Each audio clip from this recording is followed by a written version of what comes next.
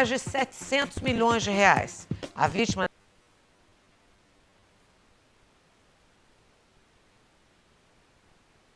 dessa história, a viúva de um dos maiores colecionadores de arte do país. Então, atenção para os detalhes, porque o mais difícil de acreditar é que a principal suspeita de aplicar o golpe é justamente a filha da idosa. Com a ajuda de uma quadrilha, ela foi se desfazendo das joias e dos quadros da família.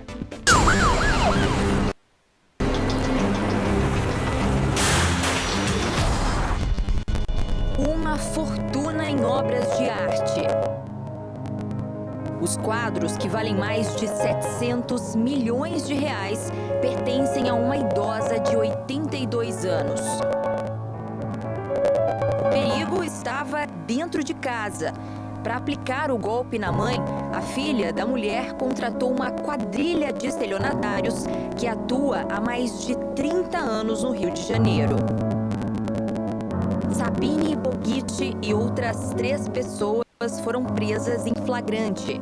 Ela é filha de um dos mais famosos colecionadores de artes do país e fez o patrimônio da família desaparecer em 2 anos. A idosa começou a ficar impedida de sair de casa, com a filha controlando tudo, o que despertou na idosa a percepção de que ela estava sendo vítima de um golpe. Essas imagens, obtidas com exclusividade pelo Domingo Espetacular, mostram parte da operação que levou às prisões. O homem, que aparece no corredor do prédio um dia antes da polícia ir ao local, é Slavko Vuletic, que ficou com 5 milhões de reais da vítima.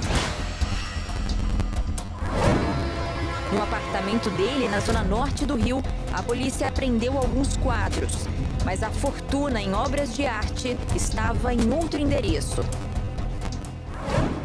Foi neste apartamento em Ipanema, zona sul, área nobre da cidade, que a polícia encontrou um acervo disputado por museus de todo o mundo. Quadros de artistas como Tarsila do Amaral e Di Cavalcante.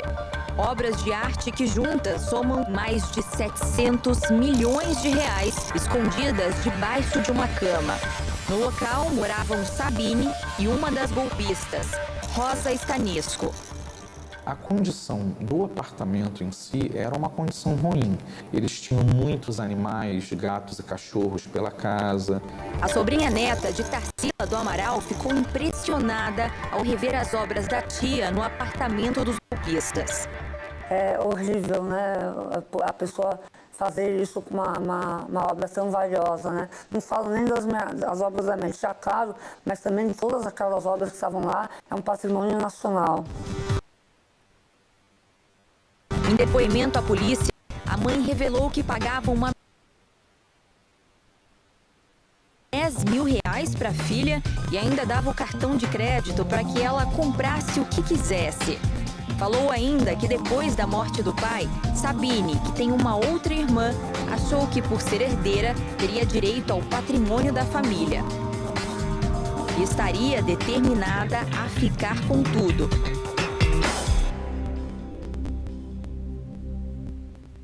Sabine passou todas as informações sobre a mãe para Rosa, com quem mantinha um relacionamento. Rosa então convidou outra mulher, Diana, para colocar o esquema em prática. A idosa foi abordada pela golpista nessa avenida, uma das mais movimentadas de Copacabana. A mulher disse que era vidente e fez um anúncio assustador de que a filha da vítima estava doente e morreria em breve. Apavorada, a senhora seguiu até o apartamento da golpista para uma conversa, onde teria mais detalhes sobre esse grande perigo.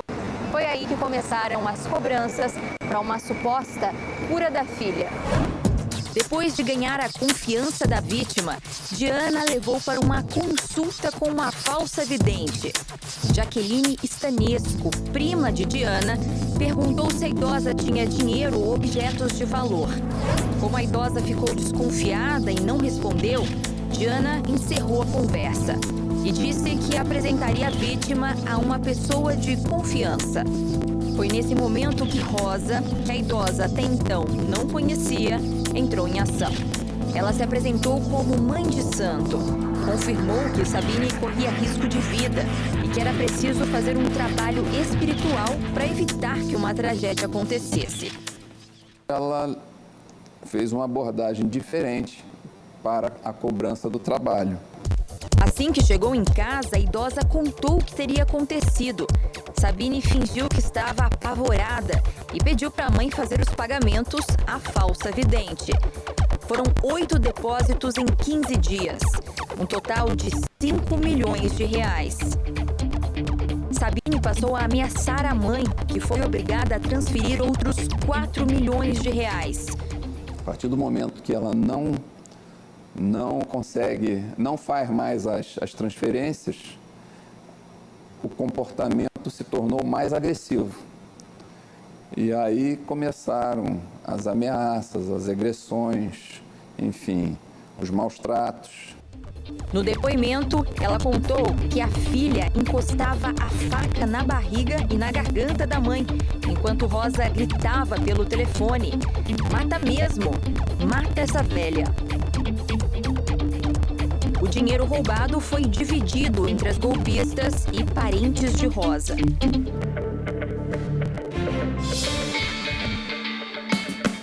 Depois que o dinheiro acabou, Sabine decidiu se desfazer do patrimônio do pai. Jean Boguite, morto em 2015, era um dos maiores colecionadores de arte do país. Jean, ele foi um dos primeiros merchants, né, marchando no Brasil, essa questão de ser colecionador e, né, vender arte. Então ele trabalhou com Volpe, de Cavalcante. Um incêndio em 2012 atingiu o apartamento em que moravam Jean e a família. Parte dos quadros foi perdida naquela época. 10 anos depois, Sabine tentou convencer a mãe a se livrar do que sobrou do acervo. Dizia que os quadros salvos estariam amaldiçoados. A idosa está vendo lá que isso aí não é verdade, né? Mas não tinha mais forças para reagir. Então, eles foram pegando. Então, toda hora eles pegavam um quadro diferente e levaram 16 quadros. O roubo de obras de arte é um dos comércios ilegais mais lucrativos no mundo.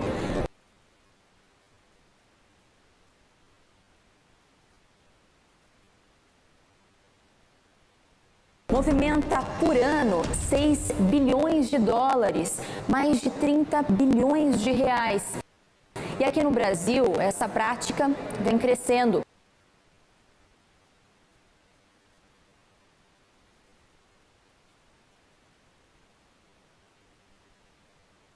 O que motivou a criação de um grupo especializado em perícia de obras de arte na Polícia Civil do Rio de Janeiro. O primeiro projeto desse tipo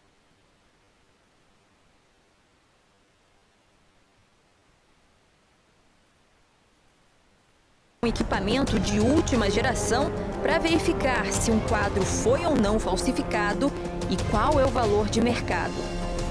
O equipamento, ele escaneia toda a obra de arte, cada pixel da obra de arte, cada ponto. Isso gera um mapeamento exatamente da presença dos elementos químicos. Os quadros apreendidos no apartamento da golpista vão passar por essa análise, mas os peritos já adiantaram que estão diante de obras autênticas. Por exemplo, no caso das principais obras da Tarsila, elas tinham todos os selos atrás das exposições pelas quais aquela tela havia passado.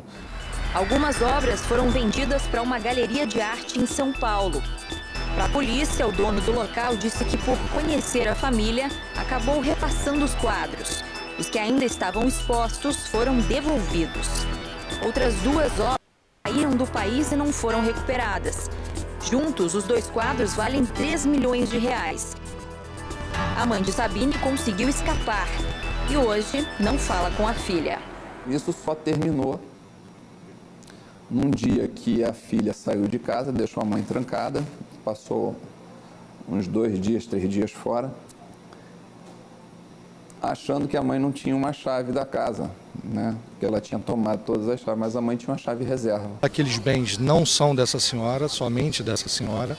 tem um inventário, uma discussão judicial e que isso não veio à tona. E no momento oportuno será exposto e a verdade será dita.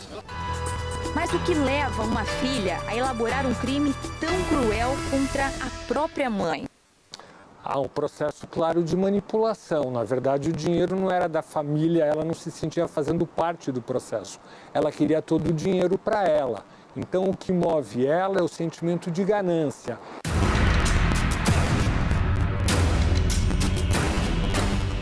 As investigações apontam que Rosa, Jaqueline e Diana costumam praticar golpes parecidos por quase todo o Rio de Janeiro. Eles agem abordando pessoas que estão andando na rua e afirmam que determinada pessoa está com uma maldição e que precisa de um tratamento. Em abril, Diana foi presa por extorquir uma mulher. A golpista teria cobrado mais de R$4.000 para realizar uma suposta cirurgia espiritual. Com 38 anos de idade, Diana tem passagens por estelionato, extorsão, falsidade ideológica e injúria racial. Na relação de bens declarados à polícia, a golpista possui carros de luxo. Trata-se, sim, de uma quadrilha totalmente articulada que já vem atuando no Rio de Janeiro há pelo menos mais de 30 anos. O homem que aparece nas imagens dias antes da polícia recuperar as obras de arte no Rio de Janeiro é Slavko Vuletic, pai de Diana. Pai e filha continuam foragidos. A justiça manteve a prisão preventiva de Sabine e dos golpistas.